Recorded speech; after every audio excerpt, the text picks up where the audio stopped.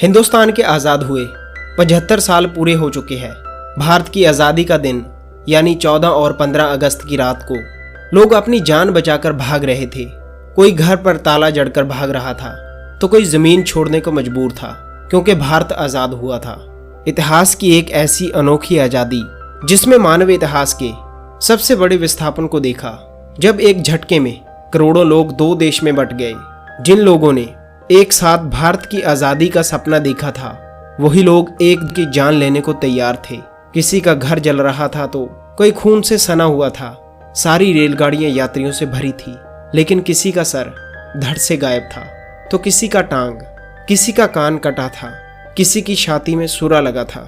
यह कहानी है 14 अगस्त साल 1947 की रात की, जब भारत के इतिहास में एक ऐसी घटना हुई जिसने भारत का भूगोल पलट कर रख दिया। एक और यहाँ करोड़ों लोग आतिशबाजी कर रहे थे, आज़ादी का जश्न मना रहे थे, तो दूसरी ओर उसी रात हजारों लोगों के सर धड़ से अलग कर दिए थे। आज़ादी की रात को महिलाओं की आबरू तक लूट गई थी, बहन बेटियों के साथ हैवानियत की गई। आज भी बहुत से लोगों को मालूम नहीं कि 15 अगस्त साल 1947 में पिछली रात को क्या हुआ था, कैसे हुआ था और क्यों हुआ था। और सबसे बड़ा सवाल कि आज़ादी के लिए 15 अगस्त का दिन क्यों तय किया गया था। भारत की आज़ादी की कहानी वो शुरू हुई साल 1945 के दौरान। युद्ध समाप्त होने के तुरंत बाद ब्रिटेन में चुनाव हुआ था। उस दौरान ब्रिटेन की लेबर पार्टी ने चुनावी वादा किया कि यदि चुनाव में उसकी जीत हो जाती है तब वह भारत सहित बहुत से गुलाम देशों को आज़ाद कर देगी। ब्रिटेन में लेबर पार्टी की जीत हुई। वादे के मुताबिक फरवरी साल 1947 में लॉर्ड माउंटबेटन को इस काम के लिए भारत भेजा गया। लॉर्ड माउंटबेटन ने हिंदुस्तान को आज़ाद कराने के लिए 3 जून साल 1948 का दिन तय किया। लेकिन इसी बीच अखंड भारत के लिए एक नई परेशानी मुंह खोले खड़ी थी, और वह जिन्ना की जिद। एक और तो लॉर्ड माउंटबेटन ने 3 जून साल 1948 का दिन तय किया, तो वहीं दूसरी अखंड भारत में मुस्लिम लीग के नेता मोहम्मद अली जिन्ना ने भारत में रहने वाले मुसलमानों के लिए एक नए देश की मांग की। जिद पर अड़ गए। जी हाँ, मोहम्मद अली जिन्ना भारत के भूगोल का टुकड़ा करके एक नया देश चाहिए था, और वह भी खास मुस्लिम समुदाय के लोगों के लिए। नए देश की मांग के बाद पूरे देश में दंगे की आग भड़क गई, जिसमें बंगाल और हैदराबाद का इलाका सबसे प्रमुख था। भारत में मोहम्मद अली जिन्ना ने जो हंगामा खड़ा किया था वह अंग्रेजों को बहुत पसंद आया।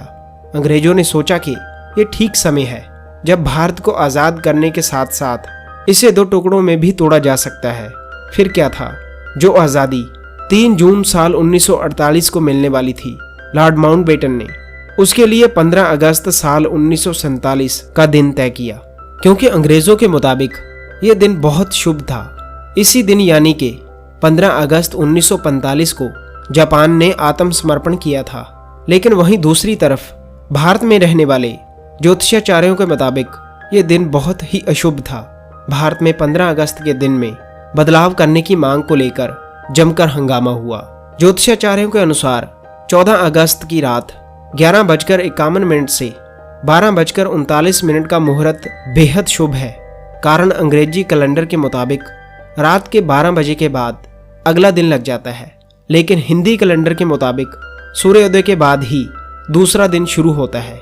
इसके अनुसार यदि 14 और 15 तारीख के बीच की आधी रात को आज़ादी का ऐलान किया जाए तो सभी के मन की बात हो जाएगी।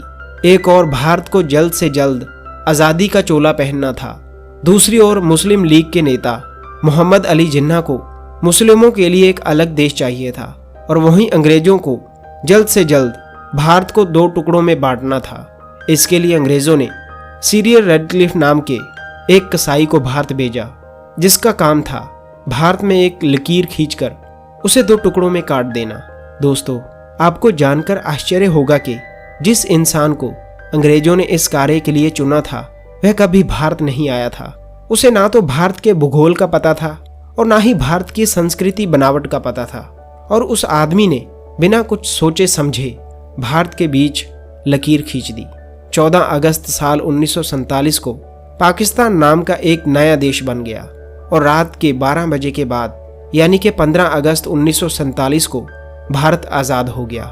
लेकिन हैरानी की बात तो ये है कि दोनों देशों के बीच जो लकीर खींची गई थी उसे खींचने में 17 अगस्त तक का वक्त लग गया और आज़ादी की घोषणा के बाद शुरू हुआ हिंदुस्तान का सबसे बड़ा कत्लेआम। भारत की धरती पर लकीर खींचकर जैसे ही एक नए देश का ऐलान किया गया, पूरा भारत दंगे की आग में जल रहा था। भारत में रहने वाले बहुत से मुसलमानों को पाकिस्तान जाने की जल्दी थी, तो वहीं दूसरी तरफ पाकिस्तान में रहने वाले हिंदुओं को, सिखों को भगाने का सिलसिला शुरू हो गया। ये वही लोग थे जो एक साथ बैठकर भारत को आज़ाद कराने का सपना देखते थे, लेकिन ऐसी आज़ादी मिली कि वही लोग अब एक दूसरे की जान लेने को उतारू थे। भारत आज़ाद तो हुआ था, लेकिन ये मानव इतिहास का सबसे बड़ा विस्थापन था। विस्थापन उस मंजर को कहते हैं जब इंसान को एक जगह से हटकर दूसरी जगह बसने के लिए चले जाते हैं। हिंदुस्तान और पाकिस्तान के बंटवारे के बाद सबसे बड़ी कीमत हिंदुस्तान की महिलाओं ने अपनी इज्जत गुआ कर चुकाई। जब हिंदुस्तान और पाकिस्तान के बीच बंटवारे की लकीरें खींची गई और उसके बाद देश भर में जो टकराव उत्पन्न हुआ, उस टकराव में लाखों महिलाओं की इज्जत तार तार की गई। बदसलूकी की सीमा क्या होती है, इस बात का अंदाजा आप खुद ही लगा सकते हैं। पाकिस्तान में हिंदुओं और सिखों की बस्तियों पर मुसलमानों ने अपना कब्जा जमा लिया था।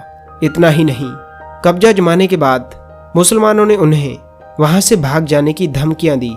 अगले दिन की सुबह जब पाकिस्तान से चलकर एक रेलगाड़ी अमृतसर के रेलवे स्टेशन पर रुकी, बताया जाता है कि उस ट्रेन में बैठे यात्रियों में से किसी का सर धड़ से गायब था तो किसी की आंतें बाहर आई हुई थी। पूरी ट्रेन लहूलुहान थी, यहां तक कि रेलवे ट्रैक पर भी सिर्फ खून नजर आ रहा था। उस दौरान पाकिस्तान से हिंदुस्तान की तरफ भागने वाले लोगों के मुताबिक जब वे लोग पाकिस्तान छोड़कर भाग रहे थे तो रास्ते में उन्होंने बहुत सारे बच्चों को देखा जिनके साथ कोई भी नहीं था। लोग अपनी जान बचाकर सिर्फ और सिर्फ भाग रहे थे। जो भी छूट रहा था वह सब कुछ छोड़कर भाग रहे थे, चाहे वो उनका खुद का बच्चा ही क्यों ना हो। पुरुष तो जैसे तैसे अपनी जान बचाकर भाग ही निकले, लेकिन बेचारी महिलाएं और बच्चियां उन हैवानों का सबसे आसान शिकार बन गई। 14 अगस्त 1947 की रात को 12 बजे के बाद दिल्ली में जहां पंडित जवाहरलाल नेहरू आज़ादी की घोषणा कर रहे थे, तो वहीं देश के एक हिस्से में कत्लेआम हो रहा था। लेकिन भारत की राजधानी दिल्ली में जब आज़ादी का जश्न मनाया जा रहा था, उस वक्त गांधी जी वहां नहीं थे। देश में जब 15 अगस्त को पहला स्वतंत्रता दिवस मनाया जा रहा था, तब भी महात्मा गांधी वहां से सैकड़ों किलोमीटर दूर बंगाल में थे। बताया जाता है कि महात्मा गांधी ने नेहरू और सरदार पटेल को पत्र लिखकर कहा था कि मैं कैसे खुशी मना सकता हूं जब देश में अपने ही लोगों को मार काट कर आज़ादी का जश्न मनाया जा रहा है।